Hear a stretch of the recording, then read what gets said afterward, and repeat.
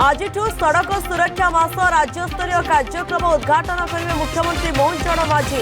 सचेतनता पदयात्रा सह road safety नहीं समस्त ने शपथ। घन कुहुड़ी नहीं दिल्ली एनसीआर येलो अलर्ट। एपटे पवन में विपज्जनक आंटी वाची प्रतिरोधी बैक्टेरिया प्रदूषण पर नुआ स्वास्थ्य संकट। देशर 10टी प्रदूषित सहर भितर ओडिशा 7। राजधानी समेत राज्यर अनेक अंचल में घन कुहुड़ीर अवतरण। 5 तारिख जाए उपकूल और आभ्यंतरीण ओडिशा को कलबल कर बढ़ कुहुड़ी कमिब शीत रातिर तापमात्रा वृद्धि आकलन। संध्यारे दृश्यमान हो वर्षर प्रथम सुपर मून 14% बड़ एवं 30% उज्जवल देखा चंद्र। सूर्य ठारू अति निकट में रही पृथ्वी। मे 1 रे माइक्रोमून बा छोट चंद्र।